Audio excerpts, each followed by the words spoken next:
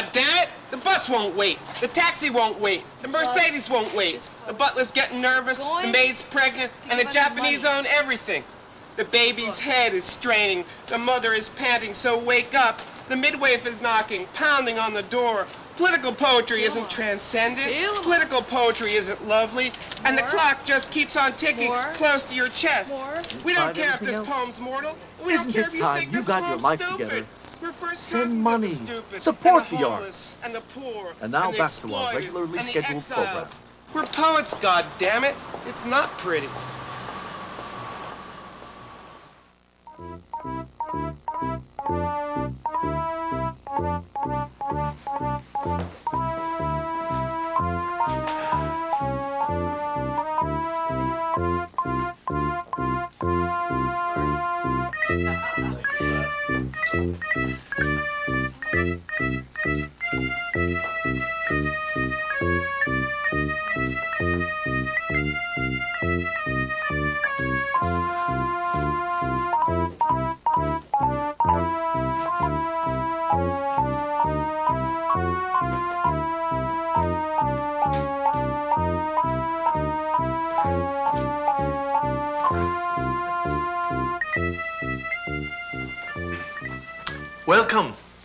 Welcome to another edition of The Psychic Poet, brought to you by the enduring genius of Palmetto Press.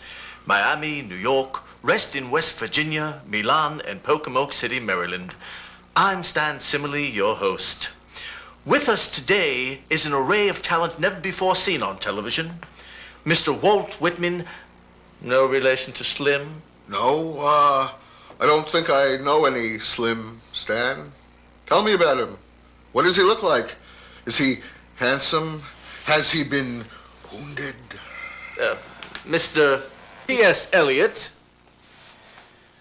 Mr. Ezra Pound, and Ms. Sylvia Plath. Also with us today are America's best-loved psychic poets, Jan McLaughlin and Bruce Weber.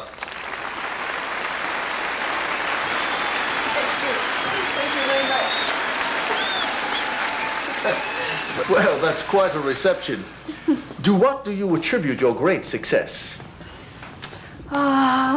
Accessibility. A childlike sense of humor. Imagination. Yes, wild imagination. Mr. Eliot, I understand that the first printing of The Wasteland was 2,000 copies and that it took 20 years for it to sell out. In most circles, that would be considered dismal sales. Yes, but there were far fewer people then. Jan, Bruce, how are sales of these poems are not pretty going? We've sold approximately 3,650,238 copies, give or take a few that have been stolen. That's an impressive figure. Mr. Whitman, I understand you wrote your own smart reviews of Leaves of Grass. Did you find it helped? And you, Miss Plath? You've read Jan and Bruce's book. Tell us what you think. I found the book personal, painful, confessional, revealing.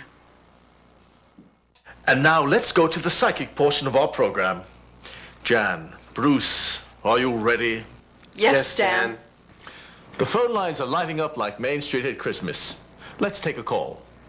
Hello, you're on the Psychic Poet. Hello? Hello? You're on the Psychic Poet. I'd like to know what I'm thinking. Gosh, Stan, I'm not getting anything. Are you getting anything, Bruce? Nothing. Absolutely nothing. Is the caller still there? Yes, I'm still here. I'm not thinking of anything. Once again, the Psychic Poets have tapped into America's consciousness. Hello, caller. You're on the air with the Psychic Poets. Yo, Stan, it's Laurie, your wife. Laurie, is that you? It's definitely Laurie. I've asked you never to call me at work. Stan, wait. I'm getting a really strong feeling on this. Laurie, You're unhappy. You bet I'm unhappy. You wish you could see more of Stan. You wish Stan was making more money so you could leave town. Oh, yeah. May I refer you to page 87 of our book? Wait, I've got it. The man who journeyed. Each morning, he visited agents of travel requesting booklets, photographs, circulars, package tours. You hear that, Stan? Yes, sweetheart. And thank you for calling. You two are amazing. I know what you're thinking, Stan. You want a raise. Well, yes, I do. I predict you get that raise. All right. And now, a word from our sponsor, the enduring genius of Paul Metaphrast. Don't go away. We'll be right back with more of the Psychic Poets.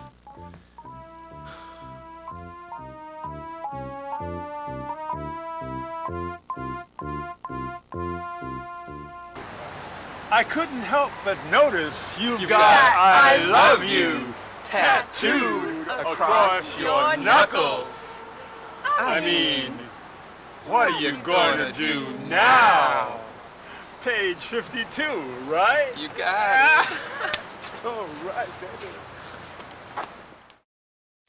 Welcome back to another edition of the Psychic Poets with our guests, Walt Whitman, T.S. Eliot, Ezra Pound, and Sylvia Plath.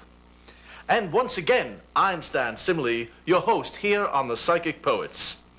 During our break, Ms. Plath inquired about her future. Jan, Bruce, do you have any feelings you'd like to share with us? Unfortunately, Stan, I'm not getting anything from any of the panelists at this time. You know, it occurs to me, these people have no future. They're dead. I'd like to refer Ms. Plath and our panelists to page 123 of our book. Oh, it's your poem Afterlife. I know that one. We're all dead now, and we have time to read. We have time to read as much as we want. As we can read as much as we want, we'll read something difficult. We'll read something difficult by a foreigner, and then we'll make a sandwich.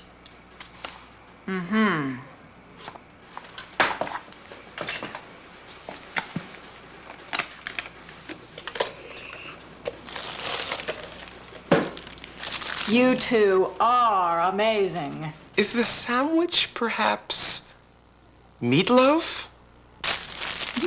Why, yes, it is. Meatloaf. Incredible. Excuse me.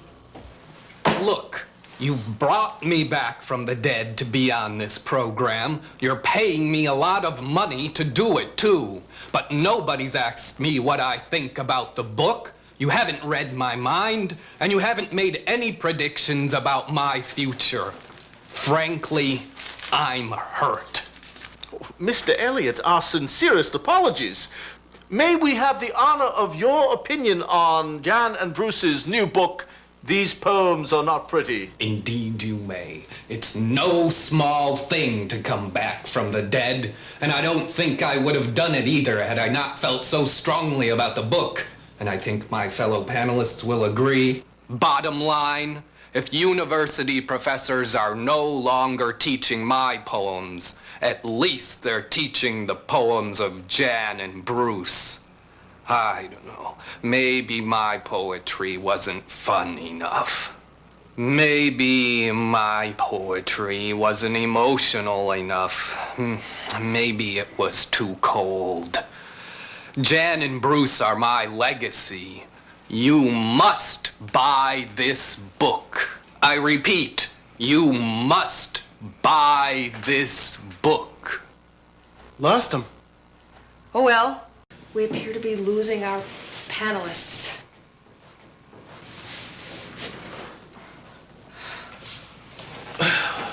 We appear to be running out of time. Any last words, Walt? Sylvia? In the immortal words of T.S. Eliot, you must buy this book if it's the last thing you do. Hear, hear.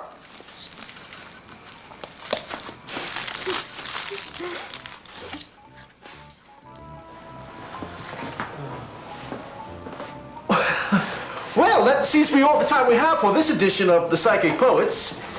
Next week, join us when Jan and Bruce attempt to bring back poets Lee Poe, Charles Bukowski, Robert Lowell, and Emily Dickinson. So long for now from me, Stan Simile, and from Jan and Bruce, The Psychic Poets.